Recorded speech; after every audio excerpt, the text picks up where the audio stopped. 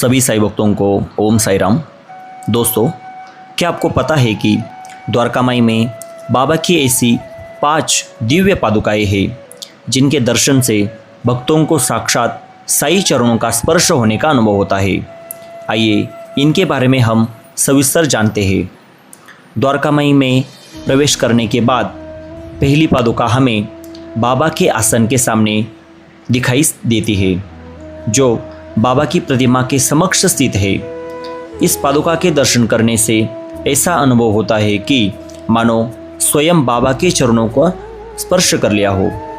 इसी स्थान पर बाबा दक्षिण दिशा की ओर मुख करके बैठते थे और भक्त उनके समक्ष बैठकर दर्शन प्राप्त करते थे।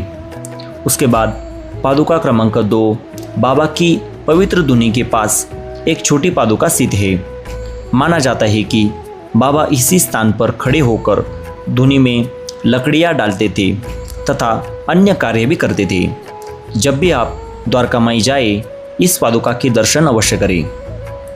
पादुका क्रमांक 3 द्वारका माई में प्रवेश करते समय जहाँ बाबा भोजन पकाते थे, उस चूल्हे के पीछे एक पादुका स्थापित है। बाबा इस स्थान पर खड़े होकर बाहर रास्ते से आने जाने वाले लोगों से प्रेम पूर्वक बातचीत किया करते थे और उनका हालचाल पूछते थे।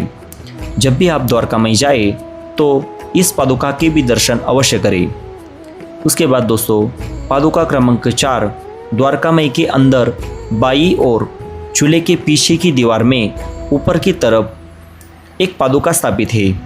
बाबा इसी दीवार का सहारा लेकर खड़े रहते थे और आने जाने वाले लोगों का हालचाल पूछते, उनसे संवाद करते तथा उनका कुशल क्षेम जान लेते थे।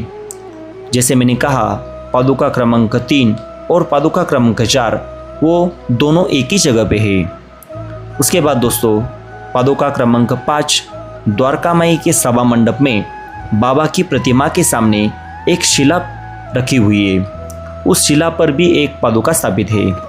कहा जाता है कि एक बार बाबा इस शिला पर बैठे थे, इसलिए उनकी स्मृति में यहाँ एक पादुका भी स्थापित की गई है। तो दोस्तों, जब भी आपको शिरडी की पावन द्वारका माई में बाबा के दर्शन का अवसर मिले, तब इन 5 दिव्य पादुकाओं के दर्शन अवश्य करें। हो सकता है आपको भी बाबा की कृपा और उनके चरणों का दिव्य स्पर्श का अनुभव हो जाए। ऐसे ही श्री साईं बाबा से जुड़े रोचक, दुर्लभ और प्रेरणादायक वीडियो देखने के लिए हमारे आदेश साईनाथ इस YouTube चैनल को सब्सक्राइब करना ना भूलें। सभी साईं भक्तों को पुनः ओम साई राम।